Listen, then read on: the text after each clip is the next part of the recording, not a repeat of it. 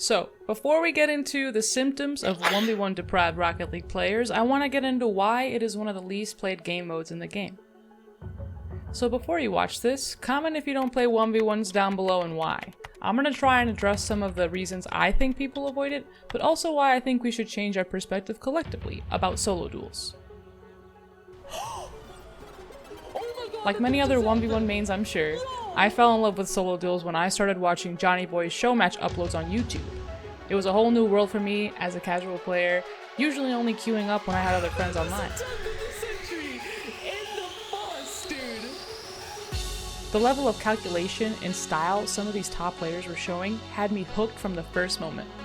It wasn't until after I started streaming where I dared to grind 1v1 rank for the first time. Some of you may not know this, but I had well over 1,000 hours in Rocket League before I started streaming, so I hadn't touched the 1v1 rank playlist, I don't think ever. So when I started playing 1v1s, it truly opened my eyes to how much that game mode is severely underrated. I know a lot of people don't like playing 1v1s. I used to be one of those people, but it actually helped my gameplay and mentality in more ways than I would have thought. So, should you be queuing solo duels in Rocket League? Well, let's find out, because here are 7 signs you should be playing 1v1s.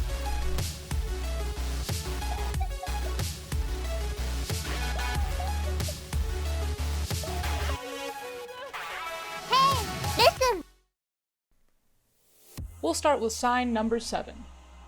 And I'm gonna directly call myself out with this one. You should be playing 1v1s if you're a longtime player with a lot of bad habits, or have plateaued in rank that wants to improve.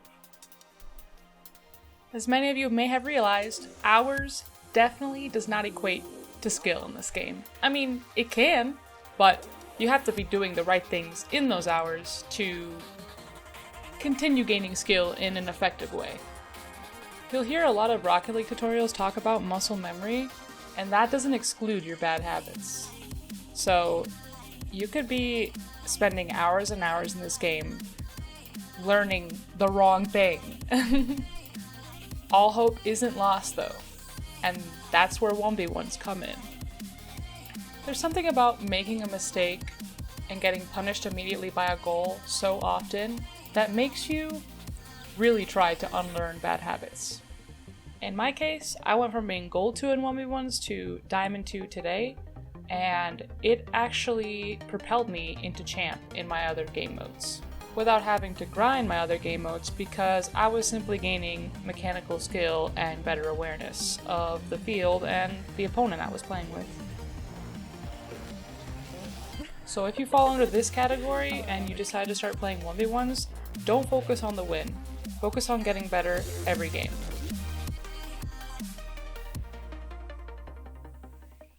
Alright, sign number 6. This one might pertain to some of the new Rocket League players trying it out because it went free to play. Maybe not right now, but in a couple months. So, you should be playing 1v1s if you are a relatively new Rocket League player that ranked up very quickly and now finds it tough to keep up in your current rank lobbies. I wish I related to this one. I am envious of the people that had higher ranked friends to play with at the beginning of their Rocket League careers and they just shot up in rank and now they're sitting comfortably in Champ or somewhere around there, but something is missing.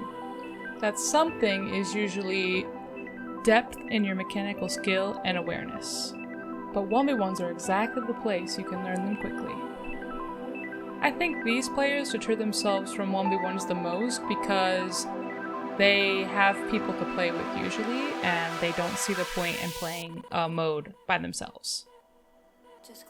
But have you ever thought about playing against your friends in private matches?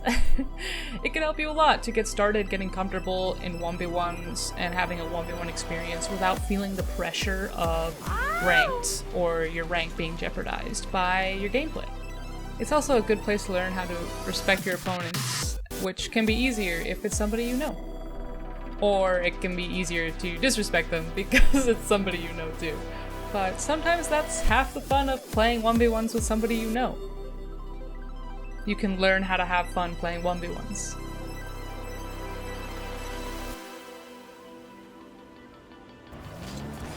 Sign number 5. You should be playing 1v1s if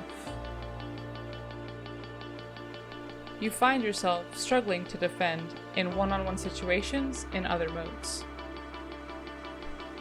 This one is a little self-explanatory, but it has to do with shadow defending. You have probably heard the term before, and do it a lot in 2s and sometimes in 3s. But the key to shadow defending is knowing how to read your opponent as well, which can be simulated over and over and over again in 1v1s.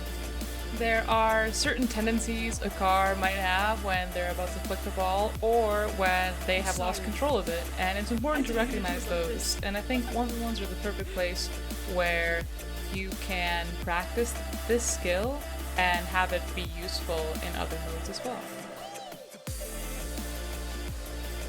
Also, I'm not saying you can't practice these in 2s or 3s, or even free play and training packs, or simulated with Bacchus mod, but in 1v1s, you have the one person that is there giving you a tool to learn how to read an individual player in many different play styles, and I think that is an underrated skill in 2s and 3s. Sign number 4. You should be playing 1v1s if you have a hard time knowing what to do when you gain possession, throwing it away quickly and often.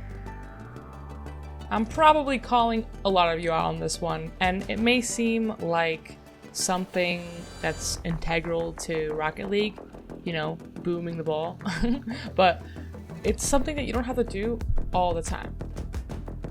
Don't get me wrong, being able to land a power shot or launch an excellent pass can be very satisfying, but once you start climbing up the ranks, you need to have more options.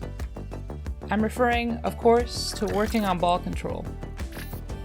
Once again, something you can work on in training, but having that one opponent to focus on and be able to practice your flicks or stuff off the wall, anything that gives you another option to score a goal where your opponent has to think about what you're doing, allows you to create shot opportunities.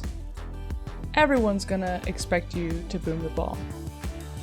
No one's gonna expect you to dribble it, fake 2 people out, and flick it over the last defender.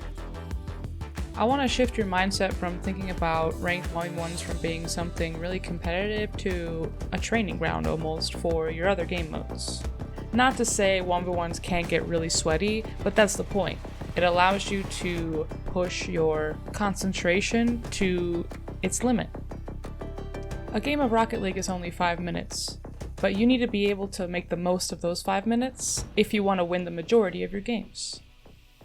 More ways to score goals, more ways to win. Sign number 3. This one might be my favorite.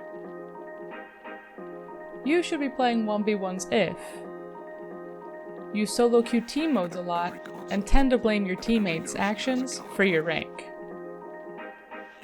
So, I think that people that fall under this category probably don't play 1v1s because they can't handle the heat. Plain and simple, they do not accept their own mistakes. So I encourage you, if you do fall under this category, to try grinding 1v1s because A, you're already solo queuing and it's a mode where you just need your own skill to succeed, and B, it's gonna humble you. And I think a lot of Rocket League players that find it hard to adapt in 2s and 3s could use a little bit of 1v1 skill under their belt to help them fit into the other game modes more. I understand 1s can be tilting. I have an entire video on how I shifted my mindset to like 1v1s, but you don't even have to go that far. Just turn off chat and realize that you have some stuff to work on, because we all do. Playing a lot of 1v1s can help you realize that teammates are a godsend. It can also help you emphasize that your true concern should be your opponent. On top of that, I think 1v1s are a great place to learn how to adapt to somebody's play style, I know Waitin has a really good video on adaptability I think you should check out, if you haven't already.